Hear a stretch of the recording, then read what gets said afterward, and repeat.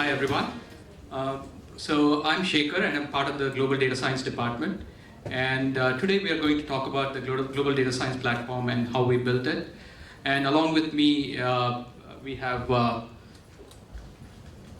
hi everyone, nice to meet you. I'm An, working together with Sekhar, and I'm a data science engineer. Nice to meet you. Yeah. So what we want to do today is to share a couple of learnings in terms of how we build the platform. Primarily today we are catering towards the technology and architecture aspects, since this is a technology conference. There are other learnings in terms of project management at a global scale and how to build a product at a global scale that I can also talk to you later. The other key learning that I wanted to share with us is what is a data science platform, how do you go about building it, and finally, how do you make sure that our users can actually use a platform? So before I deep dive into this topic, I just wanted to get a poll of people here in terms of how many data scientists do we have in the audience right now? Show of hands, data scientists? Okay, great, few. How about data engineers and core systems engineers? Excellent. How about product? Okay, very good. So I think today's topic will be of interest to everyone because this talks about how you go from requirements to actually conceiving a product, a blueprint, and finally actually building out the product. And I think if you remember this morning's talk from Tarek, one of the key aspects that he talked about was the aspect of a blueprint for a system. So that and how you use a blueprint to finally come about with a platform is one of the learnings that I had from that talk. And I would relate a similar thing that we've done as part of this. The other part I want to relate is with Kitagawa's talk earlier about AI democratization. And if you look at our topic, clearly this is a continuation of what he was talking about. How do you go about democratizing data sciences for everyone within Rakuten? Now, coming to the building out a platform, the first thing you need to do clearly is to understand your user. And in our case, our users were the data scientists, the data engineers, and the end consumers who are the businesses. When we talk to this audience of our users, some of the key learnings that we had was our data scientists felt that it was extremely time-consuming for them to set up environments, to discover where the data was, to understand the data, and finally to go through the learning process of systems engineering to be able to deploy and scale the data on an on-prem or a cloud environment, which required core systems engineering skills, where a data scientist is more about understanding of the data and the machine learning and then the algorithms related to that. And the other pain point was from the business side, on the business analyst, where they wanted to understand more what was going on in the data scientist world, how they could leverage data sciences, and finally how they can get more value out of the data scientist work that was being done. And these were pain points that needed to be addressed by the platform. Any questions? Good. So the other key insight that we derived from some of our interviews with the data scientists was the fact that a lot of time was being spent in the preparation of data and also in understanding of the data. What do I mean by preparation of the data? If you look at the things that need to go into actually building out a model, you first need to connect to the data sources, and you need to have an environment where you can actually do that. And once you do that, you need to be able to get the libraries to access that. And once you have those libraries, then you need a VM or a Docker image or what have you. Set all of that up, and then you start doing your core data sciences work. So we found that nearly 70 to 80% of that time was being spent in this environmental related activities rather than core AI related activities, which is the competency of a data scientist. And we needed to change that equation, going from 70% which is related to the environment to 80% being spent on core data sciences, right? So, and that is essentially became the goal for our data science platform. And now superimposing the pain points that we had come up from the data scientists and then stack ranking them across the life cycle of the data science workflow, what we discovered was when a data scientist is doing data discovery, one of his major pain points was understanding the data, looking at the metadata, and then seeing what are the data sources that are missing. the aspects of data discovery and understanding data was their number one pain point that emerged, followed by the whole deployment lifecycle that I mentioned earlier, knowing how to set up environments, knowing how to set up a Docker image or a VM. And then sharing of knowledge. Why is sharing of knowledge important? Within Rakuten itself, we probably have hundreds of data scientists all over the world, and all of them working on probably similar or related problems. And the network effect of all these data scientists being able to share their knowledge and being able to build on each other's work would be a great compounding effort. And therefore, sharing of knowledge was a key requirement for us. And the scalable compute part quickly becomes an impediment for data scientists, because now that he has all the environment set up, how do I get all the GPUs that I need to train my model or to scale my model in production? And how do I make sure that when my model is scaling, in production or dynamically, I'm able to scale my compute as well? So this is another problem statement for a data scientist that we needed to solve. And finally, the business aspect of it. How does business leverage all of this? How can data science run at the speed of business, right? Especially when you have a data scientist who is very good at being able to build all the machine learning models, but not really having the skills to code and deploy it in production. And finally, before we start building a product, as with any architecture, you need to define the guiding principles that will be the basis for how you define the product and how you build out the product.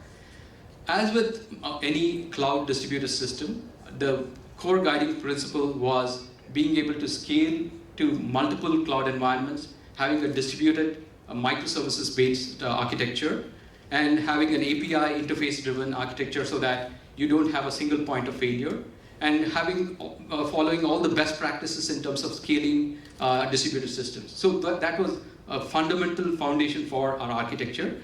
In addition to that, being able to solve all the pain points that I talked about earlier. And the aspect of avoiding vendor lock-in and adaptability in terms of extensibility was another key requirement.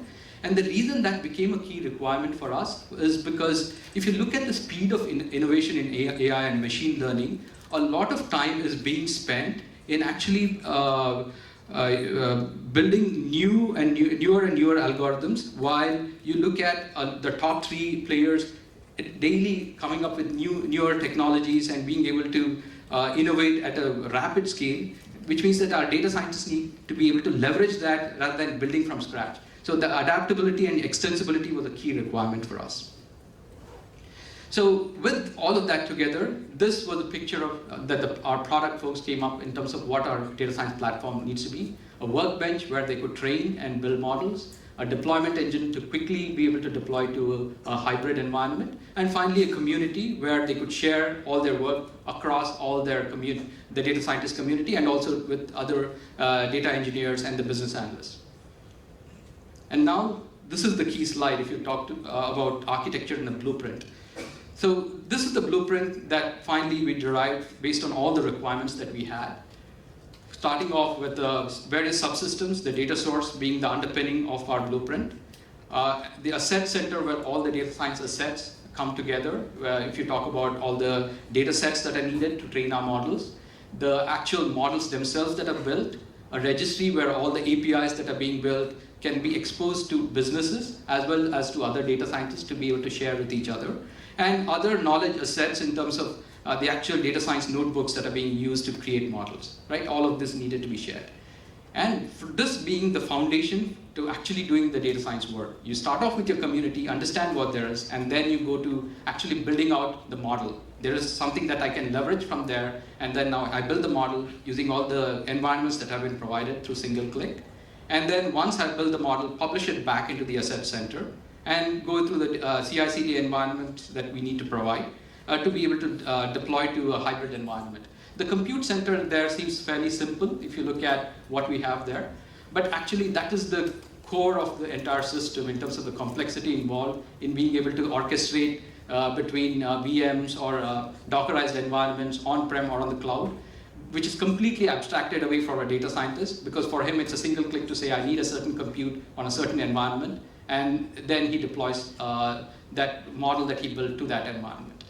And tying all this together is the dashboard, which is the unified console for all these activities, and clearly all the common capabilities that are needed for any best practices for architecture, right? So this, I would say, for any architects and engineers in the room, is the one that would be of interest for you, right? Any questions on this?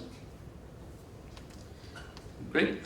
So this, again, I mean, it's a continuation of what I talked about earlier in terms of how the systems come together. I talked about an interface-driven development where you have subsystems and microservices that are talking to each other. If you look at all the systems within the workbench and within the cloud or on-prem platforms, all of them being talking to each other through interfaces, through APIs, and which again is completely abstracted away. And that's the key takeaway, I would say, is this slide. It's a continuation of the theme from the blueprint itself, just to reinforce that idea. And the fact that all that is coming together underneath a data science console. And for a data scientist coming in from the top, all you see is a console and none of the complexity in terms of the workbench or the on-prem platform or on the on-cloud platform.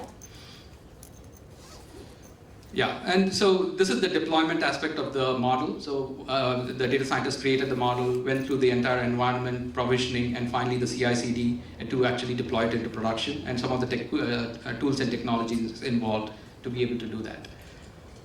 Yeah, so now with all of this together, what do we have? I'll skip over the slide and actually jump to the demo because that's the most interesting part.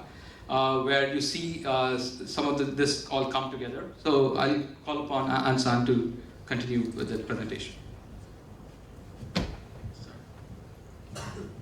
Okay, thank you, Sekhar. So let's start our journey to help you guys understand how the data science platform helps my daily job. So let's start. So first, we learned the platform comes to our eyes is article list. So these all articles are generated by the data scientists and data engineers in our companies. So we call this a knowledge community. So everyone can contribute to this knowledge. And also this is, everyone can contribute and also put their insights and comment on this knowledge. So let's start, start together on contributing the knowledge and start my analysis works. So first, if we want to use these data science platforms, we need to log into these systems. So this is already integrated with our internal Rakuten login systems with SSOs. And after login, here comes the dashboard. So on this dashboard, it shows major steps how we use the data science platforms, which is creating instance, running job, and also training models and deploying the APIs. So creating the instance is a really powerful environment functions which I love most. So this provides an isolated environment for the data scientists. They can have the powerful environment running their jobs, which is also the first step of using these systems. So let's start from the creating instance. The good part of this data science platform is it's already provided several predefined tools such as Jupyter Notebooks, RStudios, which is very popular among the data scientists. And when we click the create instance, we can go to the create instance page. And from here, with several clicks, we can create our own environment, such as we can choose on-premise environment, or we can choose a cloud environment, or we can also define our CPU environment, GPU environment with the proper core numbers and also memory size. And also we can define what kind of data science tools we want to use, such as Jupyter Notebooks or RStudios. So after creating the instance, waiting for several seconds, we can get our environment. And from here, just one click, I can go to my environment. So for this demo, I use Jupyter environment, which is my favorite tools I use for my daily works. And this example shows like how I use geo data, helping our logistic drivers to find their optimized tools. So the good part of this Jupyter Notebook is there are a lot of pre-installed useful libraries here. For example, how I don't need to write any code to access database because it's already integrated in the Jupyter Notebooks. I can just use the library to access whatever data I want to use and start training my models. So after training the models, there will be a lot of models generated. Then comes the problem how I manage my models. So here comes another useful function, which is a model management functions. So just use several lines of the code, I can publish my models to the model management page. Here, it starts all the models with proper versionings and also the steps of how I generated that models, including their evaluation result. So I can compare different versions of models and pick up the best models which meet the requirement of the client. Then comes the next questions, how I provide these models to my product or my client. Then there is another useful function, which is deploying model. So this deploying models is a really convenient tool. Just using several clicks, I can easily convert my models to APIs, RESTful APIs. So what I need to define is just which version of the model I want to convert to API, and also I can define the API endpoint, and then done, the API URL will be generated. So I can just pass that URL to my client, and they can play around that models. So here's one example of how I call this model APIs and generated the optimized route from my client on this map. So far I have finished all my analysis work. Then the next thing is how I share this to my colleagues. Maybe they can help me improve this model. So here comes another useful, powerful function, which is publish knowledge. So on the top of the Jupyter Notebook, we have one button which helps us convert our code into the articles easily. So we define the author's name, we put some text, and just publish. And then all these articles will be generated in our platforms, and anyone who accesses platform can just look through my code and also give me a comment and also give my suggestions. So this is how we build the knowledge community. All the employees in our companies can work together on improving the data democratizations in the companies. So this shows overall pipeline of how I work on my data analysis daily works. And from this demo, you can see that I don't need to do many codings. It's just several clicks. I can get my environment easily, I can access my data easily, and I can just publish my model and API easily. So this helps improve my productivity a lot. Thank you. So, thanks everyone. So any questions? Thank you.